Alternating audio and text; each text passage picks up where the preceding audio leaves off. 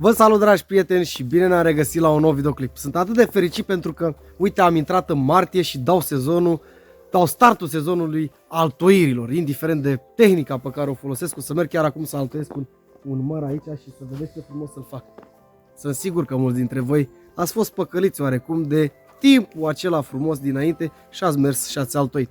Și probabil că, din nefericire, există posibilitatea aproape 100% ca dumneavoastră să nu reușiți acest proces, tocmai din cauza că nu ați respectat o perioadă optimă de altoire. Stați liniștiți, nu este o greșeală, nimeni nu s-a născut învățat și tocmai de aceea fac acest material, pentru că am primit o multitudine de întrebări pe canalul meu și chiar am de gând să facem o discuție, o să fac un live, așa cum se zice, într-o seară. Nu sunt adeptul acestor chestii, dar este foarte multă informație și premergător acestui videoclip o să stabilesc, o să anunț, o să facem un live ca să putem să intrăm și să discutăm acolo toate detaliile despre startul sezonului de altoire. Dar să revenim la ale noastre. Mulți dintre dumneavoastră ați altoit deja, păcăliți de timpul în sine. Ei bine, în materialul de azi o să discutăm despre perioada optimă de altoire. De fapt și de dreptul să încercăm să dăm răspunsul întrebării când este cea mai bună perioadă de a face altoiri în grădinile noastre. Și să începem prima dată cu timpul în sine. După cum vedeți, suntem la începutul lunii martie. Dacă nu mă înșel, astăzi suntem în data de 6 martie.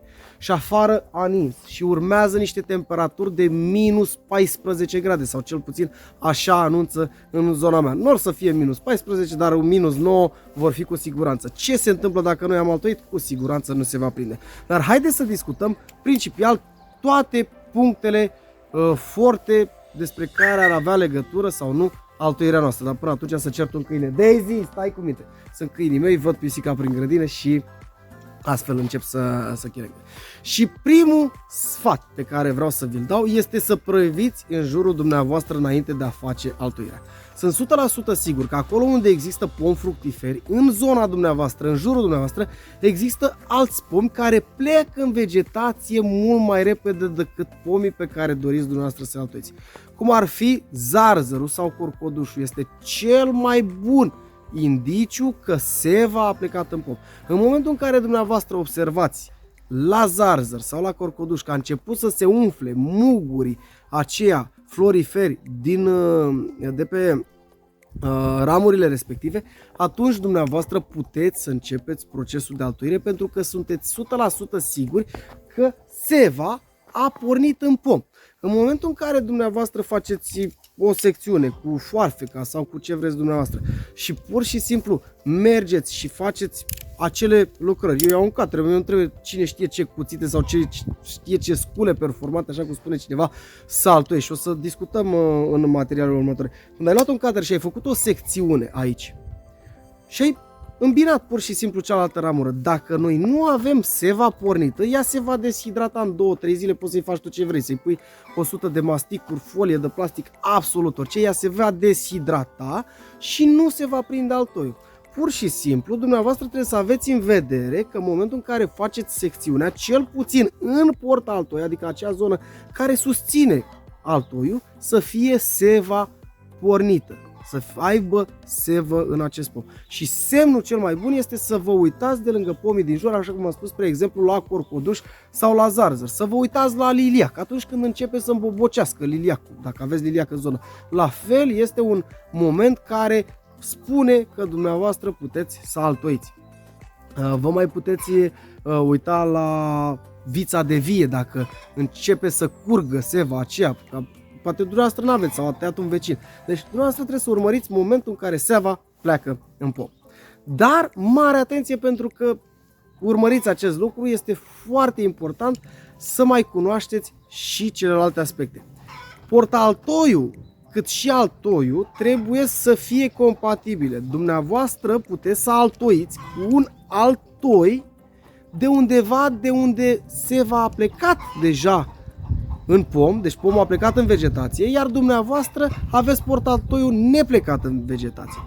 Ca să vă dau un exemplu clar, dumneavoastră locuiți pe o altitudine de 600 de metri și altoiul dumneavoastră provine de la o altitudine de 200 de metri. După așa cum se spune, la câmp întotdeauna timpul este mai înaintat și așa se întâmplă pe toată lungimea lungimea spațiului, câmpie, dealuri, podișuri, dealuri înalte, pinte, munți și așa mai departe.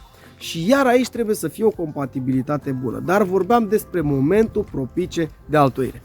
În primul rând, zona geografică în care vă aflați. Vă aflați la câmpie, folosiți altoi de la câmpie sau altoi recoltați din altă parte, dar cu cel puțin 2 săptămâni înainte de altoire. Locuiți la deal, folosiți altoi din zona de deal. Locuiți la dealuri înalte, folosiți altoi din zona de dealuri înalte. Atât portaltoiul cât și altoiul dumneavoastră trebuie să fie plecați ambii în vegetație, astfel încât ca procesul de altoire să fie unul corect. Este foarte important acest aspect pentru a vă reuși. Iarăși mai există, aș putea vorbi despre norma climatologică. În funcție de expoziție dumneavoastră, să spunem că locuiți pe o altitudine de 400 de metri și dumneavoastră locuiți pe o expoziție sudică. Ei, dacă dumneavoastră locuiți pe o expoziție sudică și un alt concetățean al dumneavoastră locuiește la 3 km mai departe de dumneavoastră pe o expoziție nordică, chiar dacă locuiți pe aceeași altitudine, trebuie să știți că dumneavoastră nu puteți să folosiți, să-i dați dumneavoastră lui un altoi de la dumneavoastră și să-l pună la el, pentru că altoiul va fi plecat în vegetație, iar portaltoiul lui nu va fi plecat în vegetație și aici iară survine altă problemă. După aceea, temperaturile. Așa cum vedeți, suntem în luna martie.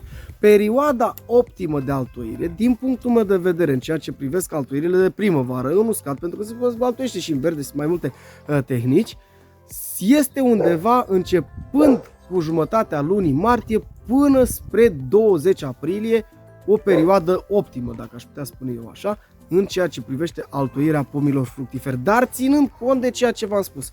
Expoziție, normă climatologică, zona geografică în care locuiți și cele două motive foarte importante. Atât portaltoiul dumneavoastră cât și altoiul trebuie să fie plecați în vegetație. Dacă portaltoiul dumneavoastră nu este plecat în vegetație și altoiul este plecat în vegetație, atunci nu vă va reuși altoirea. O altă condiție este ca cel puțin portaltoiul, în orice condiție, să fie pornit în vegetație. Dacă portaltoiul este plecat în vegetație, atunci cu altoiul nu este nicio problemă. Altoiul poate să nu fie plecat în vegetație și rezultatul va fi unul de excepție.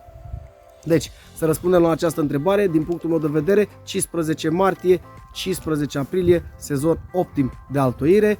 Urmăriți vegetația din jur, arbuști, pomi ornamentali, cum este liliacul, cum este iasomia, cum este zarzărul. Vedeți dacă aceștia care pleacă primii vegetație încep să umfle mugurii, atunci înseamnă că și dumneavoastră puteți începe altoirea. Indiferent de perioada din calendar, cel mai bine din punctul meu de vedere este să urmăriți în jurul dumneavoastră ce se întâmplă și dacă vedeți că acești pomi care pleacă în vegetație mai devreme au dat startul sezonului vegetativ, atunci dumneavoastră puteți să altoiți fără grijă. Știu că a fost un videoclip mai mult de teorie, puțin aglomerat, dar cu siguranță pe acel material pe care îl vom face împreună, atunci vom detalia fiecare aspect în parte. Iar până atunci eu vă doresc toate cele bune. V-am pupat!